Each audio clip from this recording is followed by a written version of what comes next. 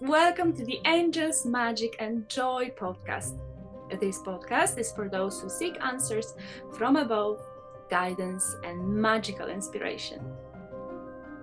Immerse yourself in the realms of magic, angels, fairies, unicorns, dragons, and so much more. I'm Kirsty Jandrell, and I'm delighted to be here with you today. And I am Kate Lachman.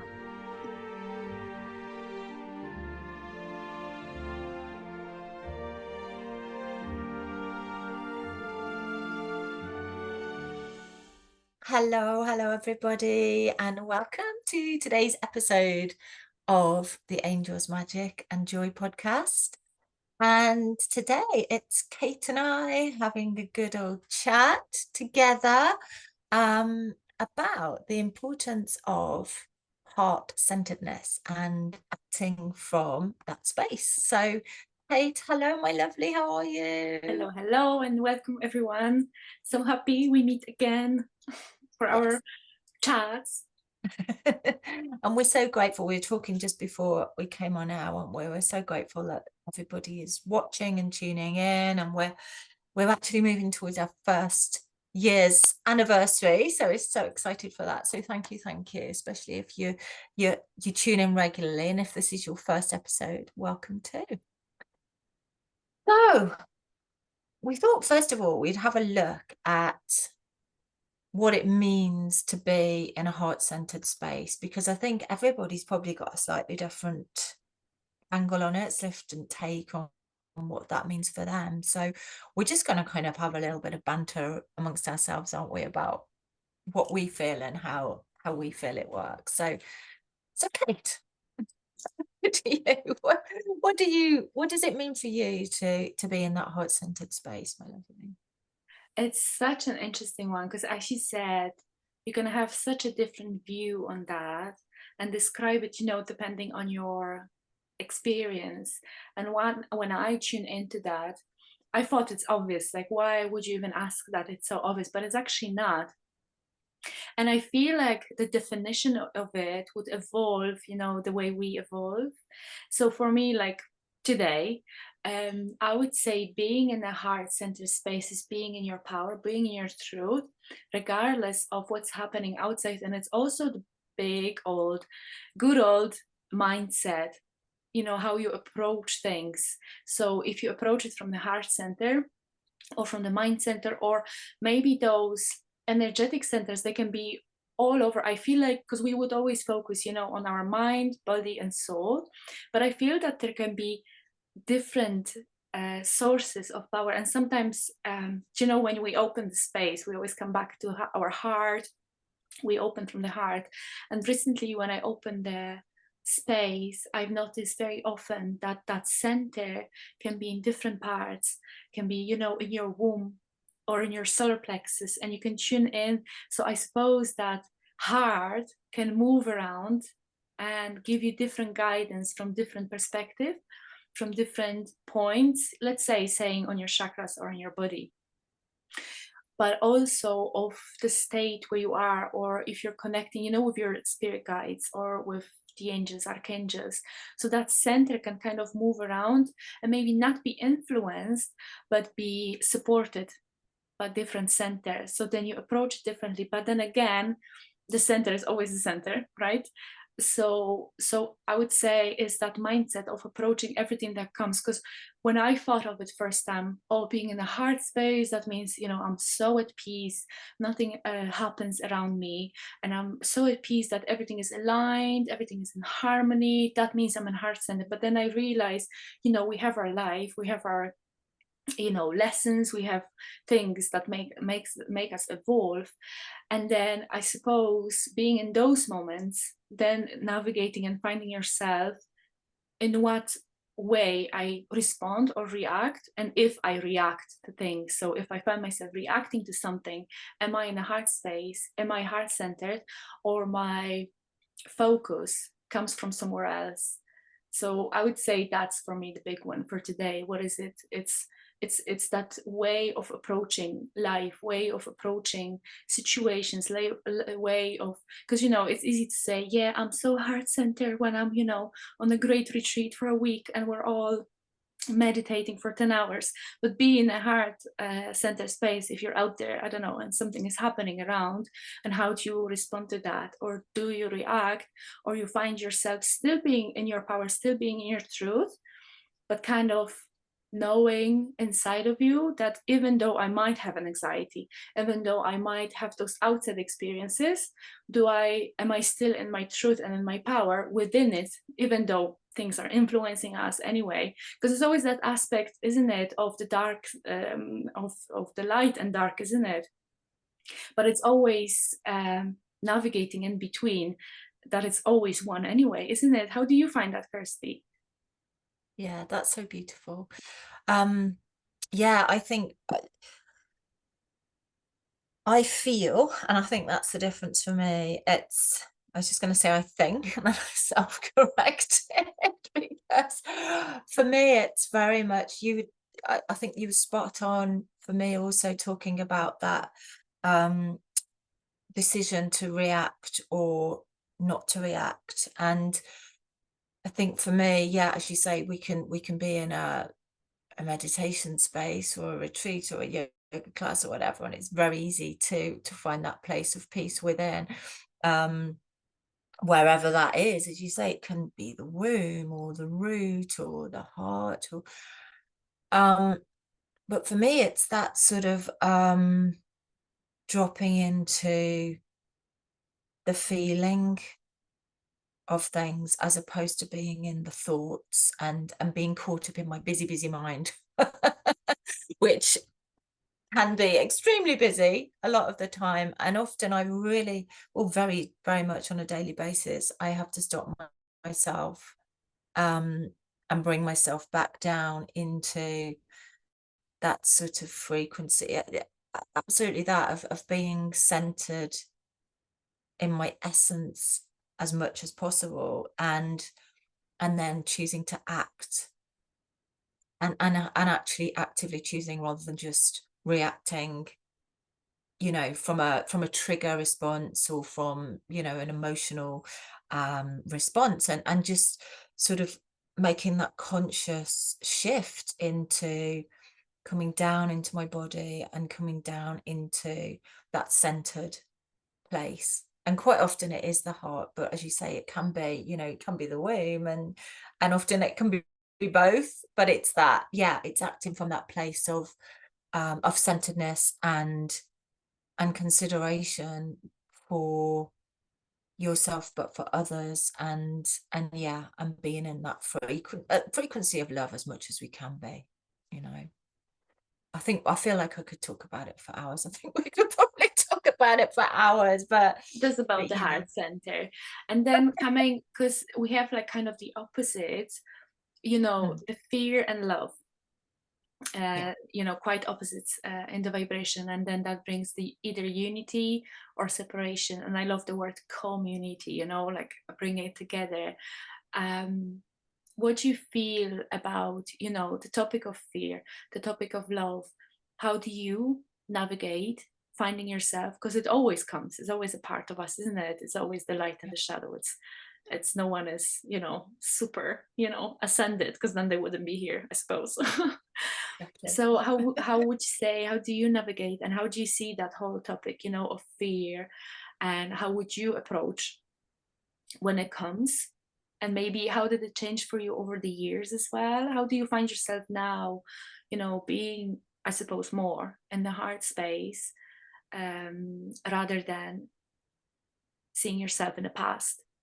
Yeah, yeah, How really did good. it change over the years? And Yeah, and bringing the topic as well, of the matrix, of the illusions as well, and the reality that you are now in. yeah, yeah. I spent a lot of my formative years in a state of fear, as I think many of us to have done. I think, if you are watching this, and I always quote Tim Wilde on this, really, if you're born before 2012, that cosmic moment, you were born into that fear matrix, and that frequency of being in fear of something that is tangible, or maybe something that isn't, something that is that you can't put your finger on, but you're feeling that anxiety, you're feeling that feeling of being suppressed and not being able to step into your power, but perhaps not knowing why.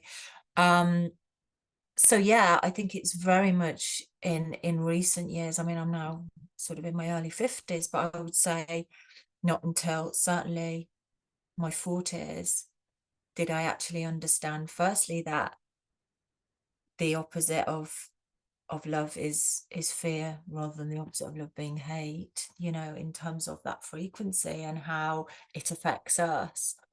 But also then having the tools to choose to step out of that mindset, that body set, that vibration. It's being able to have the tools to make that decision to step out of that.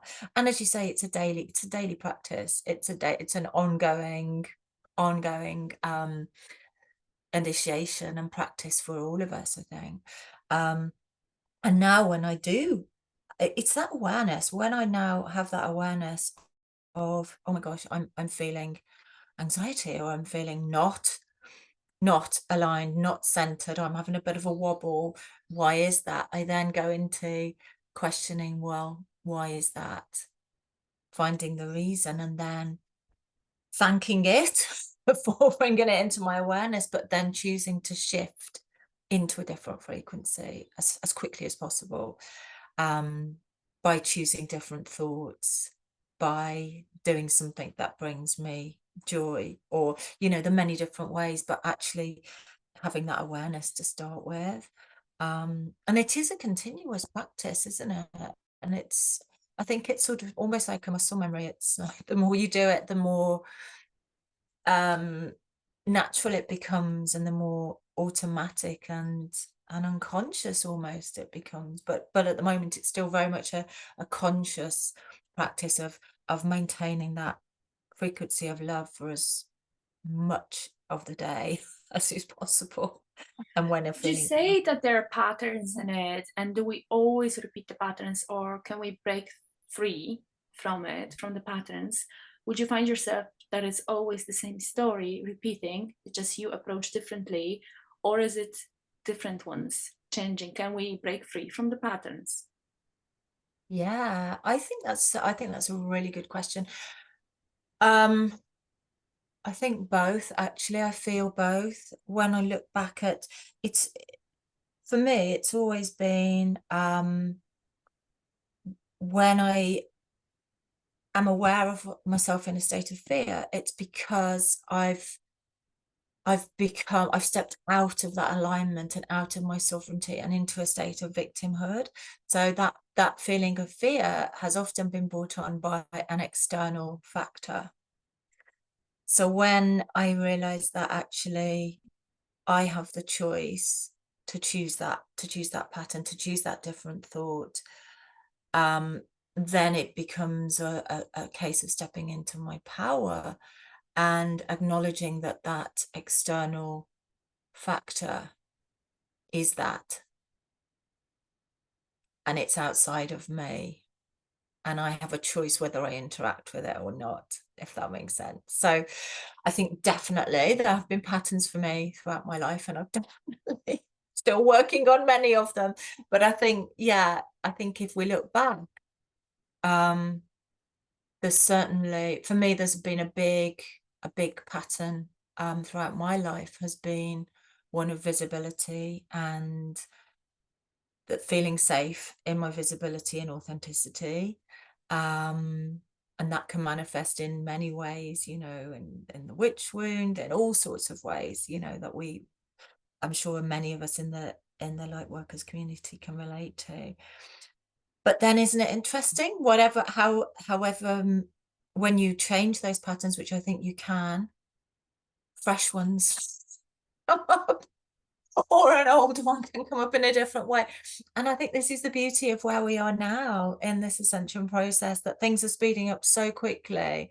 I was talking to a friend just yesterday about how these shadows within us, how these patterns come up so quickly to be alchemized, and just as we've alchemized one, another comes along, and we have that opportunity to work with that as well. So that's, but yeah, again, there's so much there. What are your feelings, Kate? It's How's it interesting you playing bring out the for you? alchemy, because I always imagine the process of alchemy, like making the cake. You have the ingredients, you put them together, put them in the oven, you make the cake. So you've alchemized. And it's like in the past, we would just have the big bowl and we would just mix with the spoon very slowly. And now we have like those 2024 super fast mixing machines. And you don't ever have time, and you just blink and it's already mixed. And you either put it in the oven to be ready or you just leave it there. And then again, you have to mix again from the beginning. Yeah, the fear. First of all, like my biggest discovery was, I suppose, that, fear is an illusion. And that topic of illusion, it's kind of stays with me for last days, kind of seeing, let's say, you can call it matrix or everything around. And I'm coming to the acknowledging of so many illusions that something doesn't exist, yet it affects us and it creates the reality. So it's so interesting how it happens from nothing, creating something, and then we react, instead of just having a time back. We react, and then we create that momentum, like the butterfly effect, but without the butterfly, kind of. It's so interesting. I'm kind of watching that, how there's so many things from the outside that they actually don't exist, and they still affect us. And then again, yeah, the topic of fear is a big one, isn't it? And but then again, at the same time, I feel like fear is our biggest ally, our biggest gift. And all of those patterns that we were giving, the lessons that are being given, they're such a gift. At the same time, I'm longing for it. I can't wait for it. The moment I'm in my comfortable space, I'm kind of like, okay, what's there more to learn? What's there more to see, to understand?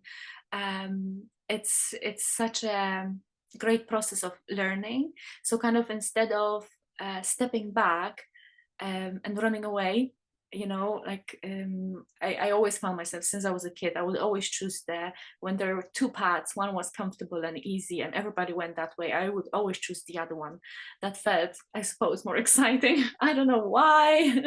Even though I knew there would be consequences, even though I knew it's going to be, let's say, a struggle or it's going to be hard, I always chose the other one.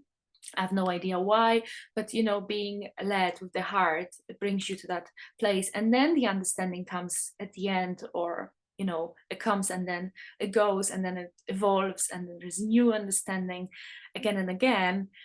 But I suppose that's the only way, really, to be on the path of truth, isn't it?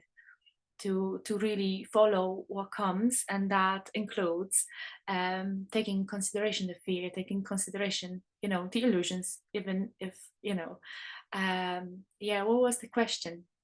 Yeah, you need the inspiration. I went away. I went that path. You see, I'm coming back a bit. No, it's all Yeah, and perfect. that, It's all perfect. yeah, and I suppose, and it always comes to that truth and power, I would say. So if there's anything that feels that's taking our power away, and then there's so much to it, and then it comes our mindset, and then we start to respond to things differently, and that opens the whole new space, the whole new being. Like I feel like a completely different being, at the same time being the same, but just discovering the truth, the flesh that's inside already. And then there are just layers and layers. And I suppose the whole path, the whole way, is only about peeling the layers and getting to the core. And then when you get to the core, you discover there's more and more and more. It's like opening the petals of a flower and you hope to find something inside, but it never ends. And I feel that path of, peeling the petals, and you enjoy every each petal, don't you? You can always, smell it, and every each one brings so much. I don't know. I just find it, the topic of fear very exciting. I don't know why. Maybe we should, maybe I should be like, oh no, it's horrible, it's darkness, we should avoid it. But I'm always like, when it comes, and especially, if you hold space, like, what's the point of holding space if it's just going to be, nothingness? I always, if it comes to the space, always, I wouldn't say I invite it, but when it shows itself, I always welcome it, like in the life as well. I suppose if we try to avoid it and run away, it will always come anyway, doesn't it? Yeah, yeah, yeah. I love that, Kay. I love your metaphors. It's so good about the mixing bowl of 2024. It's like a super duper high speed. It's so true. And the yeah, that those petals and yeah, you talked about fear in that sort of almost aligning it with that excitement energy, isn't it? It is that, and it's sort of perhaps as you were talking, I was thinking perhaps that's that's our soul's growth, and our soul knows that it's through that contrast that it grows and learns a lesson and evolves. So maybe that's where that sort of almost excitement comes from. So yeah, so much in that. Oh, thank you. Um, yeah, and I guess unity and separation, and I think I know we haven't talked about that part of the sentence, so I'll just pick up on that part of the question as well. I guess one of the things for me personally on this path, this spiritual path, is that when we connect with our heart and truly feel that, we viscerally understand the oneness, the interconnectedness of all things, of all beings, and that that connection is the beauty that we're hoping to sort of co-create as we all move towards the new earth. And I guess the opposite of that is the separation, is the fear, because when we're in a state of fear, we're contracted, we're running on a lower vibration, a lower frequency. So we contract and we separate and we disconnect from ourselves and then from each other and from our environment, and I guess if we look at the patterns of, even things like environmental damage, that's a product of separation, us separating ourselves from nature quintessentially. And it works on so many different levels, doesn't it, within humanity itself. And ultimately I feel that this is where the conflict energy comes from, and ultimately war, and which leaves us all in a powerlessness, a hurt. And it is the opposite of love, this separation, this disconnection, so again, I think we're blessed to, as you pointed out, to be living in this time where we're able to have this awareness of the power of the heart space and that interconnection, and all the beauty that we can create from there. Is that how are you feeling about that, Kate? That And it's interesting that unity and separation, and there's so many things trying to kind of influence us. And it's always the separation, not being, just the fact of, quoting the old trees, how symbolic is that? And I always find so much symbolism behind loads of things. But then I feel like the more, let's say, darkness there is, the more light it is. And then again, the more light it is, the more shadow work, you could say, is. So I always see and feel so much hope that actually very often people could feel, oppressed, or, there's misjudgment and this, that, and that. And I always find it so exciting, so hopeful, because that for me, it's equal the darker it is, the lighter actually it is. So I always kind of try to encourage, and those things are happening in life, right? Someone loses the job, and it's so funny because people come to me for the session and like, oh, it's such a disaster, and I see them, energetic, because I would see, so I see them already, kind of in quantum, where they're already there because of that event, and I'm always so excited. I'm like, this is brilliant, this is great. I'm like, why are you so happy? Because I can kind of sense that that brings so much power, that's your gift. So I always feel, at the same time, in the separation, there's so much unity, isn't it? It's like the fractals. So I always feel so much hope, because that is this kind of awareness. I can't even make a picture out of it. It's just kind of the sense of, it's that frequency that one always brings the other. It's just kind of the fact of being open for that, open to receive, and open to see, isn't it? I was talking with my friend yesterday actually about that. She said, oh, some people, they're asking for their loved ones that they passed away, oh, give me the sign, or for the angels, give me the sign. But the signs are always there. It's just the fact, do we see, do we allow ourselves to acknowledge, or we fear and we don't let it. It's fear is only, just closing the door. So it's just a matter of trust, I suppose. Opposite to fear would be also trust and faith, isn't it?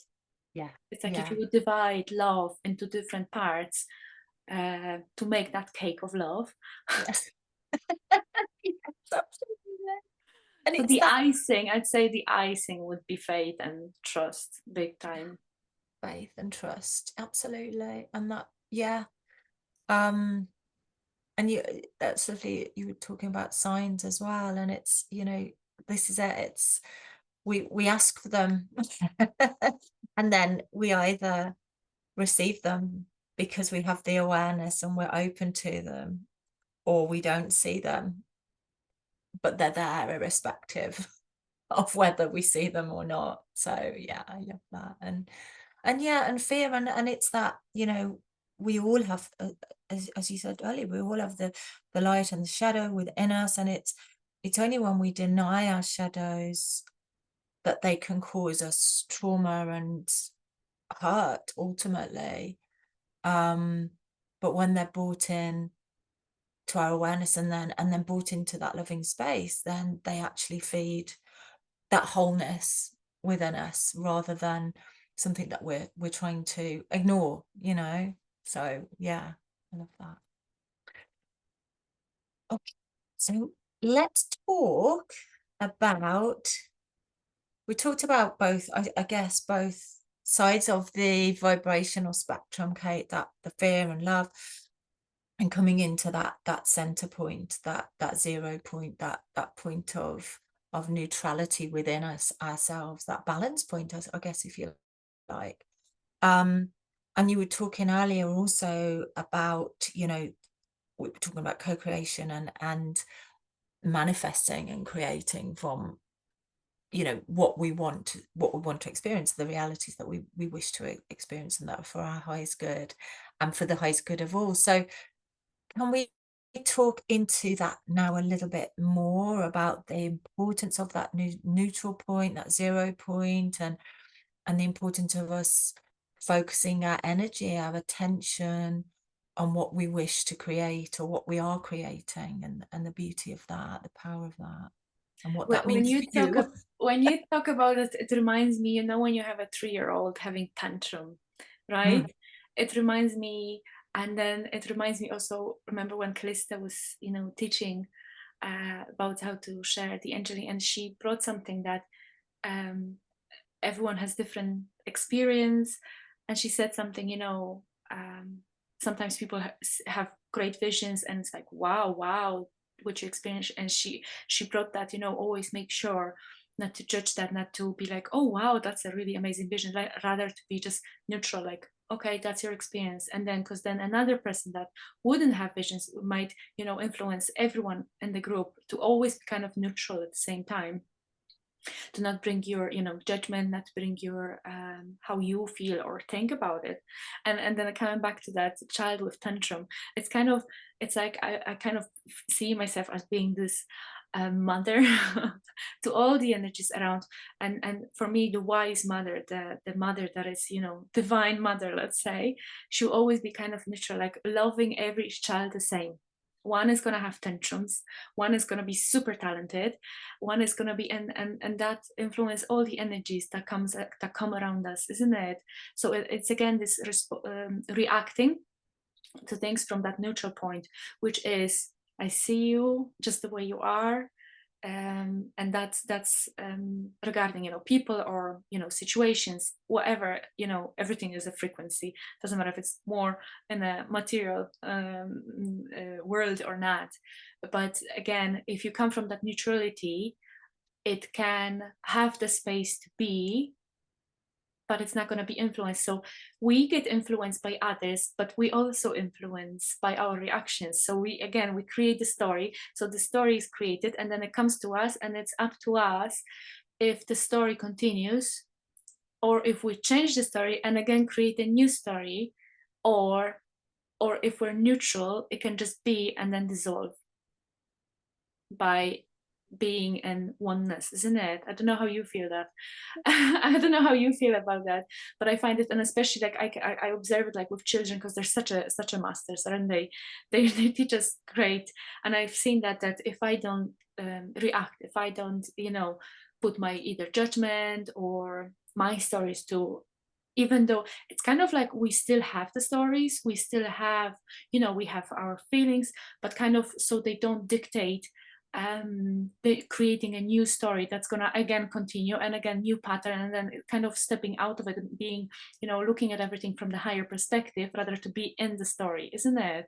How do you feel about that, Kirsty? How do you find that neutrality? How would you, describe that? Yeah, I don't think I can describe it any better than you've just put there. I think that's lovely. That I love the image of that mother and the, I mean, this is a very real thing for you as well. You are a divine mother, and, and I see you, acting with that love for everybody. And that's I agree completely that it's almost, and I don't want to talk about the ego either as a negative thing particularly, because that, the ego is there to protect us ultimately and to keep us safe, but it's kind of almost acknowledging that ego perspective, but then saying, well, thank you, I am safe, but I'd like to step out. And you brought Callista in, and her mention of the neutrality and taking that angelic perspective, which is that one of zooming out and seeing everything as divine and everything as a product of love, irrespective of the obvious impact that might have. So, whether something is, you consider something to be not desirable, you can still have a love for it as much as that might be very desirable for you, but you have the same love, the same attention.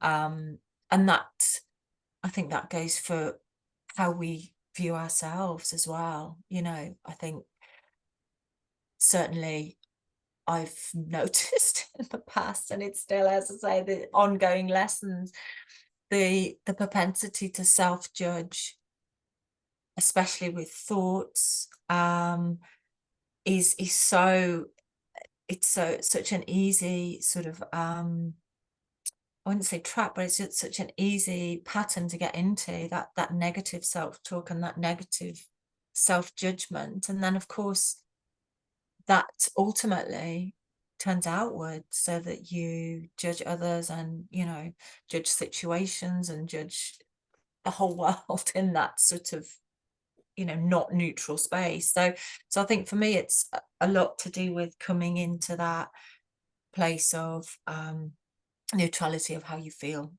about yourself and seeing yourself as that divine being, and then pulling back and treating everything around you with that same perspective. And again, it's not an easy lesson or process. It's a constant work. work in progress. But for me, I think that's what it comes down to as well. So I think yeah, it's important for us to mention as well, because that's a very common misconception, that when you come for an angel path, everything is love and light. But how about those people that they treat you bad? Should you not set the boundaries anymore? And I feel like we're talking about reacting rather than responding, because you can always respond. You can, you have the right to have your boundaries. You're a queen on your crown, you're in your power. That doesn't mean that sometimes someone might feel you as, because if you're being, I don't know, let's say abused, yeah, someone brings something and it's very heavy and you shouldn't be like, you don't feel like this is right to be treated in a certain way. That doesn't mean that now you're gonna step back and like, oh, I'm such a love and I'm not gonna do anything. No, you still have the right. Acting from the love, sometimes, it is to say no. And if someone doesn't listen, it is okay to say no a bit stronger. Because I feel like this is a very common misconception, that we would often go from one extreme to another.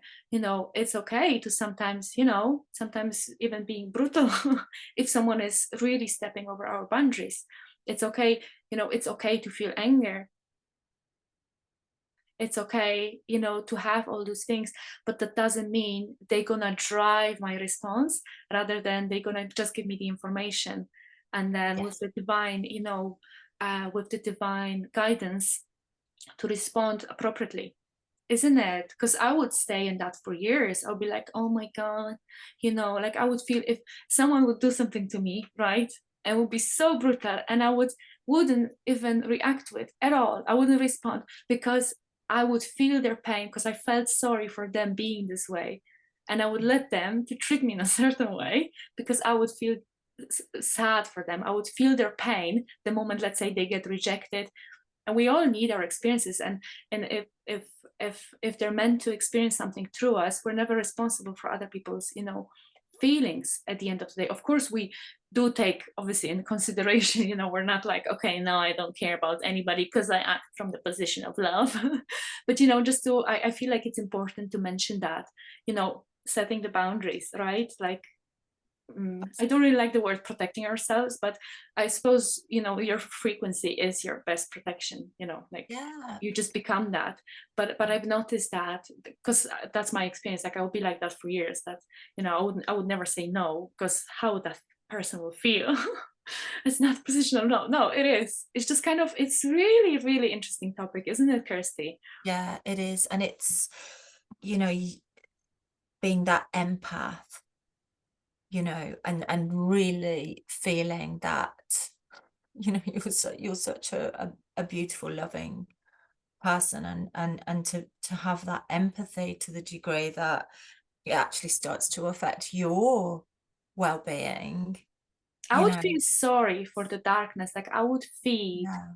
darkness because I feel sorry for it. So I will feed it. But then Mm, it came to me like, no, I don't have to feed no. everything. I'm like, no, no, it's just very recent it came Yeah, actually.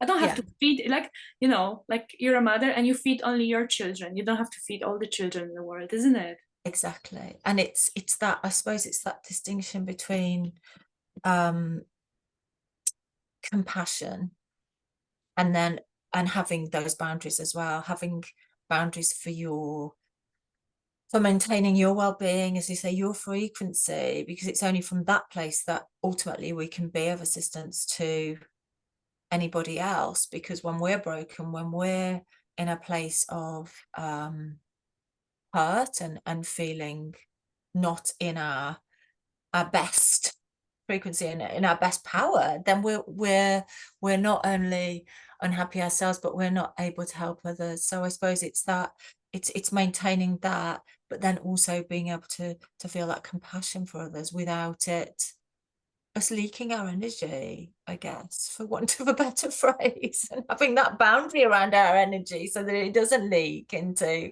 someone else's field, I guess, which doesn't actually help them either.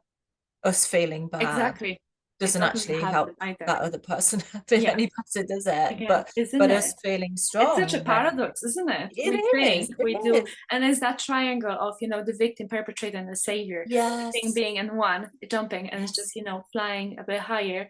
But then, being in the heart, space frequency. It's like the ideal that we navigate through that from the morning till the night, even at night, so but there are always distractions. Yeah. And could we expand more about that? What takes our power away, or where we give our power away, about that focus.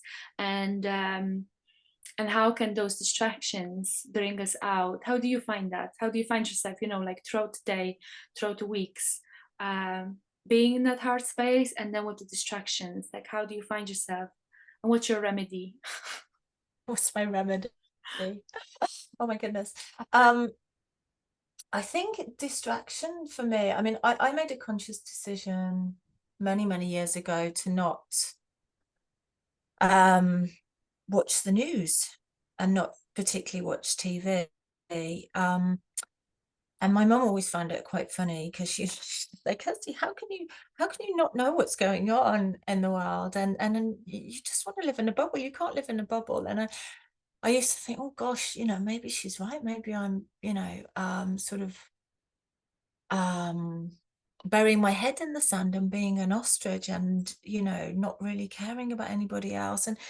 And it was just an intuitive thing, really, that I felt I really don't want to. I was like you, I would find myself being very much affected by the negative things that I saw on the news, and feeling that hopelessness that I couldn't really help those situations. And it was actually starting to affect my mood, really, and my general vibration. So I made that conscious decision.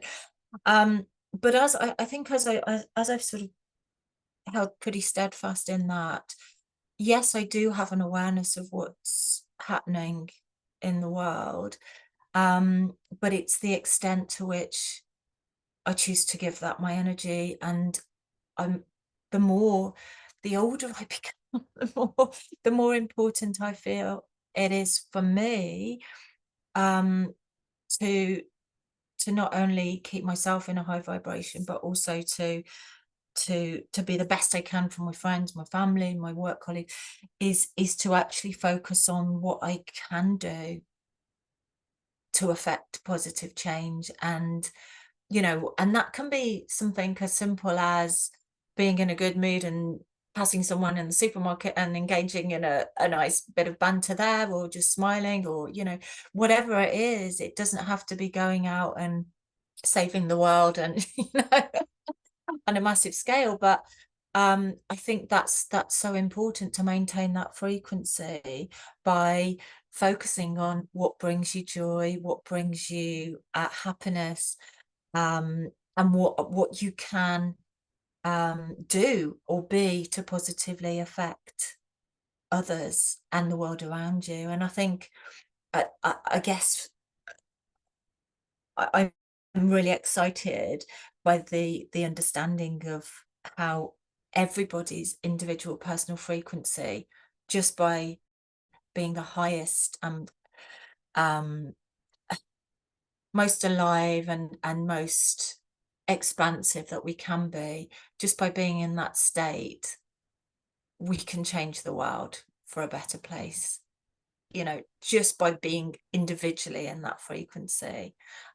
And then when we come together in that frequency, the possibilities for positive change are endless. So yeah, I think for me it's that sort of that choice about where I put my focus and I put my energy. And if I feel that something is draining or not sustaining that, and again, it's not sort of yeah, it's not spiritual bypassing either. It's acknowledging that there's some very dramatic things going on, but that to be in the best use to the common good, it's taking that personal responsibility for my frequency and my vibration, so that I can then extend that out. I don't really have a remedy.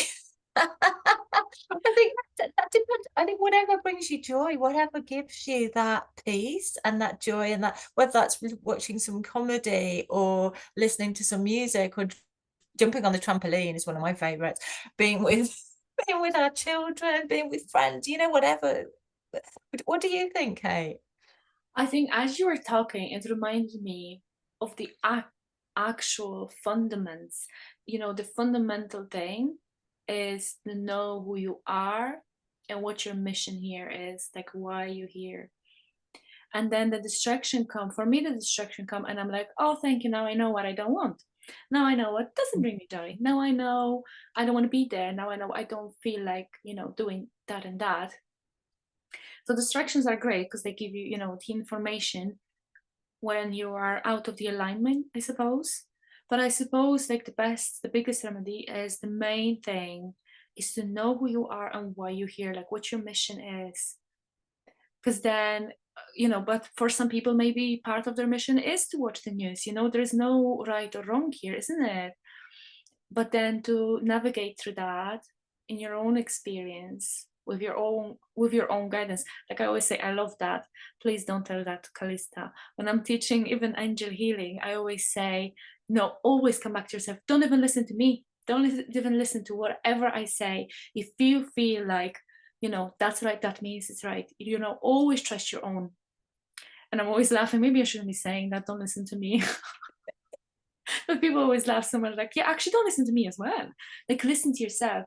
And that's where the guidance comes. Of course, each person is the reflection, every person is the messenger, and everything that happens is a messenger. But then to navigate through that gut feeling, through that connection, and then once you're connected, nothing is distracting you because you're perfectly, aligned. That's like the ideal. But then again, I was thinking of that, oh my God, but that would be the ideal world. But the world is ideal because everything that comes from the outside, every distraction is a gift, again, is a friend. I'm like, hello, little friend. Even the fear comes or something, dark. I'm like, oh, hello, friend. I know you very well. What would you like to share? Rather than, oh, no, I don't want to feel that. I don't want to be that person. Rather than like, oh, hello. What would you like to teach me today? What's behind this? Always kind of looking what's behind this, or, in the conflicts with people or in different situations and all of those challenges. Oh, what's behind it? That's exciting. And I suppose that's the big part of the distractions, that they're actually gifts to us to bring us back. Oh, am I actually following my path? Am I actually on my path? Am I doing what I came here for? Or am I distracted and doing something else? Am I out of my alignment, out of my path? Yeah, and I suppose, and then again, coming back to our feelings, isn't it? Yeah, That's the yeah, base of the guidance.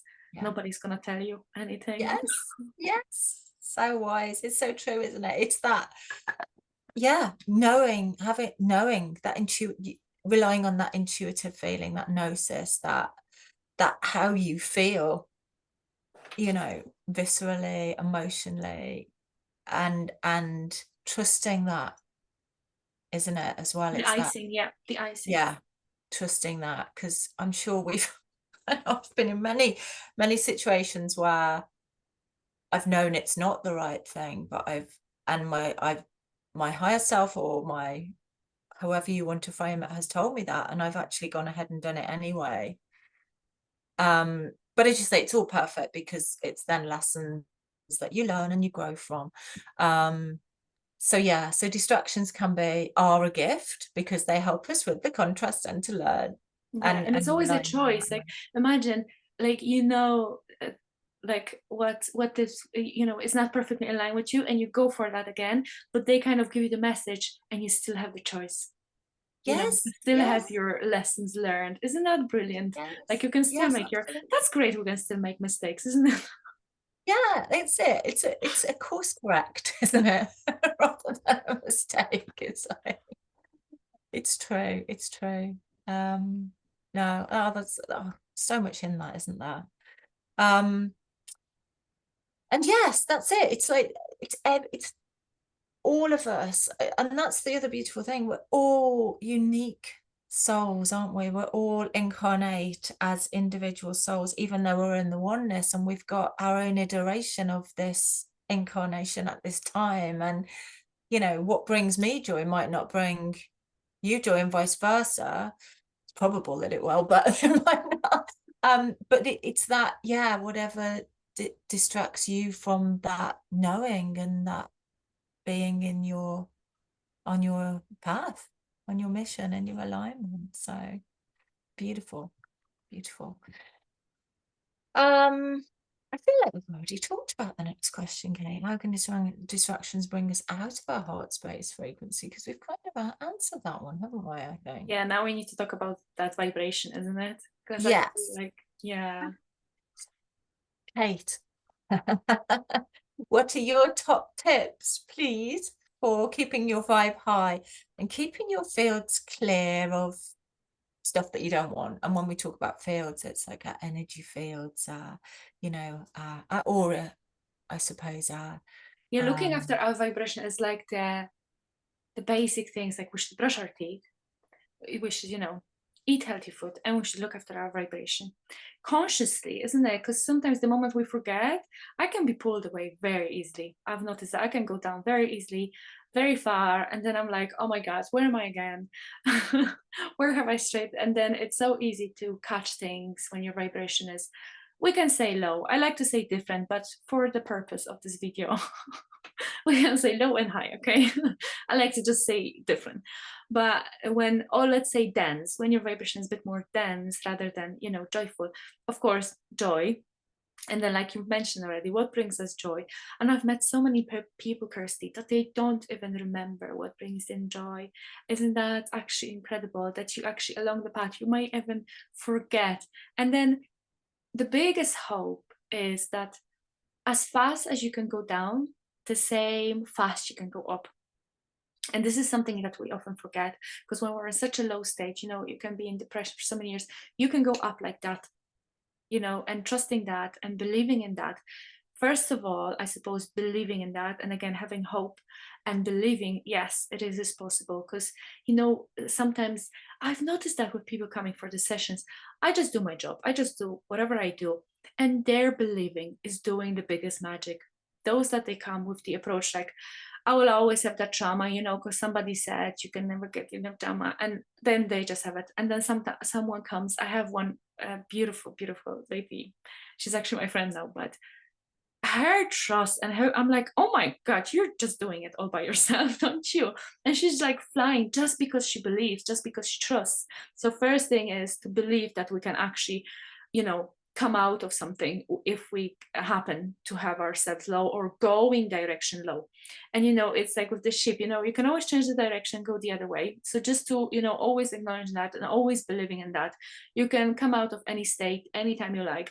Because I know some people listening, some of them, they're already far away in their path, and they, they keep their vibration high. But I know there's lots of people, because I was like that for many years, that I couldn't get out of it for years. And the main thing and the first thing that came to me was, and that stuck with me, what you pay attention to grows. Just for a moment forgetting about everything else and just bring that joy. And it could be, again, the silliest thing ever. The main thing is, in my opinion, being on your path and doing your mission, because in my opinion that brings the biggest joy, because that's the biggest sparkle, isn't it? Like when you follow your path, when you do what you're supposed to actually do. And sometimes at the beginning it might seem, oh, this is silly, why, I don't know, making teddies might change the world, and you will be actually surprised where it will lead to. So always trusting in that, process, doing whatever brings you joy. And then the biggest one, I'm sure you're going to mention, you've already mentioned the trampoline, moving body. I'm personally, I would just focus so much, on the mindset, on the energy work, that I would be frozen. The body, it's so easy. The body is our biggest ally, isn't it? I'm sure you're gonna talk more about that, like to raise. Of course, we can talk about, those little things, like, of course, crystals, art. There's so much. I think we can do that. Maybe we should do actually the whole podcast. I think, didn't we do the episode about it like that? I think we need an episode on I crystals. think we need an update. We can Yes. list like 100 things, and then people listening can pick, oh, maybe that will work. Maybe we should do another episode, shouldn't we? I feel like we should finish this one and quickly record another one. I think so. I think so. Just on raising the vibration, isn't it? Because there's so many tools, so many tools out there. What would be your top, Kirsty? Absolutely movement. And I mean, I've taught yoga for, as you know, many, many years, and it was the one thing, you know, you talked about being on off your path. I was very much off my path in my, my goodness, or most of my 20s, I have to say. And it was coming to yoga that helped me slowly to realize actually what I wanted, and um what my purpose was, what my mission was, and what lit me up. And it was through that, literally using the body to shift energy and to raise consciousness. um and that's a part of my work now in most of my offerings, really, you know, whether it's workshops, whether it's yoga, and a lot of with the angels, you know, that using the angels and their sort of nudges to with movement to help move things, energy through the chakras and raise the vibration. So yeah, absolutely. But even walking is amazing. I love walking. I love being on the trampoline. I love I'm not a great runner, I have to say. I'm I've never had the lung capacity really for running. But no, seriously, and I think just being outside as well, being on that, you know, we talk about grounding a lot, don't we? And essentially, what is that? It's being in connection with the vibrations, the living vibrations from Mother Earth, isn't it? That's what grounding is, really, however we do it. um so it again, it's that bringing ourselves out of disconnection, whether that's, you know, being in the top chakras, disconnected from the rest of our being, our physical body, or whether it's bringing all of us in connection with Mother Earth, and that feeling that real energetic connection, because Mother Earth has so much well, just unconditional love for all of us. And, you know, our modern life, yes, cars are great, but they don't help us to ground so well. They're great for singing in. That's another way I love to kind of move stuff to singing, although my voice is awful, but I do love to do that. But yeah, you know, our modern life does often disconnect us physically from that power, that love, that support that is always there for us. So yeah, gosh, um so many things, really, so many things, but I that's one of think my the most important thing here with that is to remember about the simplicity of it, isn't it? Like our exactly. lives are so complicated, but the biggest joy we always find in the simplest things, isn't it? I Yeah, feel like, you know, nature is your best healer. Like how much you can go for so many healings. I mean, which are great as well. I recommend going to myself or to Kirsty, of course, and to other fabulous people. But the main thing is nature, isn't it? Like it it's is. so simple and it's free. I mean, really, because sometimes we might get caught. Oh, I need to, you know, I'll be happy if I go. I don't know, to tango classes or you know something very complex. No, it doesn't have to be. You know, just that little step at a time. But to be constant in it, isn't it? Like to consciously Yes, look to have after that it. daily. Yeah, would Yeah, you say so? Yeah, it's like I to would because say, I sometimes forget myself. I'm like because I get so mm, carried away that and that and that, and I'm like, oh my god, and then I come back to myself. Oh my god, how do I actually feel? yeah, me Yeah. too. Oh, I'm there's always so I feel we need to do a whole episode on that, don't mm, we? Because there's so yeah. much coming more. I'm like, Oh, I feel so like, much more. But yeah. yeah, you know, barefoot on the grass, maybe not in December, but even in December, if you Excuse me, know of what course I mean, in December, especially in December. especially Okay. that will wake you up. Hugging a tree, I mean, it's such a cliche, but actually Yeah. feeling that, oh, that love and that solid, I would solid also bring love. them, and I know maybe we can finish with that as well, you know, with the communities and other people as well. Yes, yes, And exactly. That I really feel we're connection. gonna have the whole episode, so bear with us. Yes. I feel like there's so much about that. I would love to share so much about it. But yeah, co-creating, and that's the other big one for, you know, our vibration high and the purpose of being here, really, isn't it? Yeah, absolutely. And I mean, if as you were talking, Kate, about community, I was my awareness went back to the pandemic and when we were isolated, and how many people really suffered from anxiety and, you know, depression often. And and essentially when we look at it, it's because of that disconnection, because we're social animals. We're meant to be together. We're meant to share in the reciprocity of our energy exchange, that love, that joy that we bring each other, just by being in each other's company. Um, and the power in that to bring us together, to co-create beautiful circumstances all over the world, whether we're in person or whether we're online. It's the intention, isn't it? That intention to connect. But being in person, of course, is priceless, I think, to connect that way. But however we can, it's yeah, I think, as you say, another episode. Yeah, that's another. I feel like it's a really big one. It's a really big one. I feel it's It coming. is. I'm It birthing is. it. Yeah, absolutely. It really Absolutely. is a big Oh, one. Yeah, and the community and just in the word come unity. Isn't that so yeah. beautiful? Yeah. I would say on my own and kind of separating myself from people for so many years because there was so much work to be done, because every person is just a mirror for us. And obviously, that's another cliche, but it's true.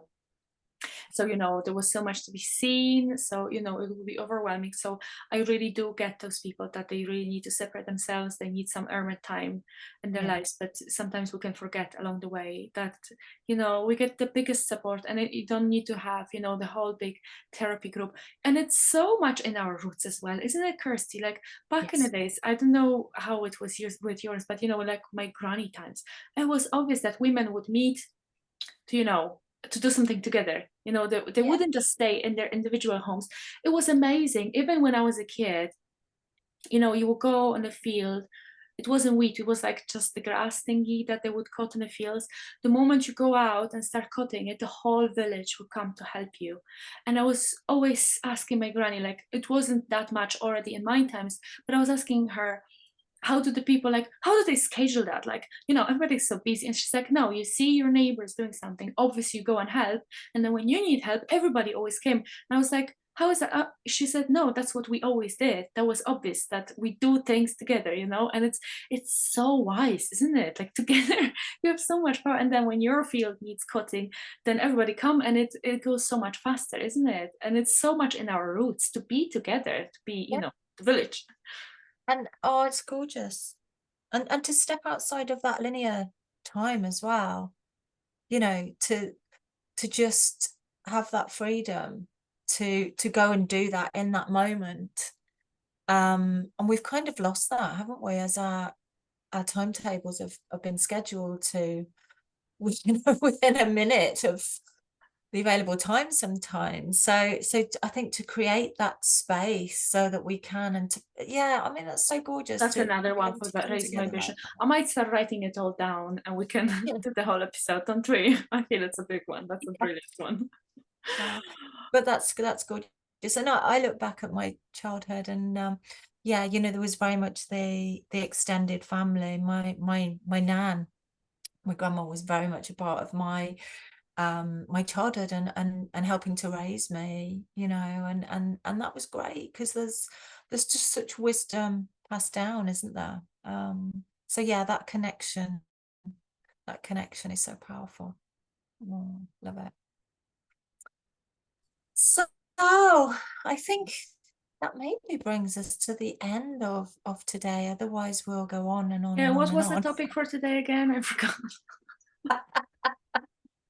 I don't know. I But think we've gone that's, I off feel piece a little this, bit. and this is the essence of being heart center, isn't it? That you just allow It to is. flow whatever comes, isn't it? Yeah. Not that we, Yeah.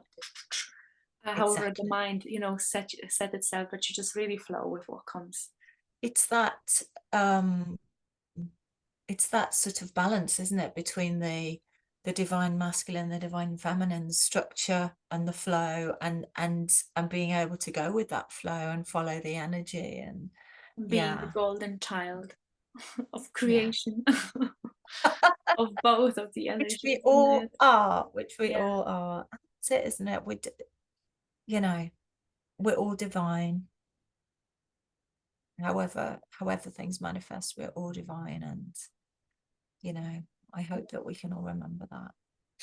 Now I'm looking forward to our another chat, Kirsty. I feel like Yes, we've used our time very well today, and I I'm think looking we have. forward to our next chat. And I hope whoever's listening and watching till now, and I would really love to ask our listeners, what does it mean to them to Mm. be heart-centered? That would be so interesting to listen to you guys. What does it mean to you to be heart-centered? Because I feel like the definition is so placid, isn't Oh, it? it's huge, and yeah, I would thank you for listening, Yeah. everybody, but If you got till please now, also, you get a golden star for yes, listening to the that's whole what thing. you said. And we'll personally be sending you golden stars. So congratulations.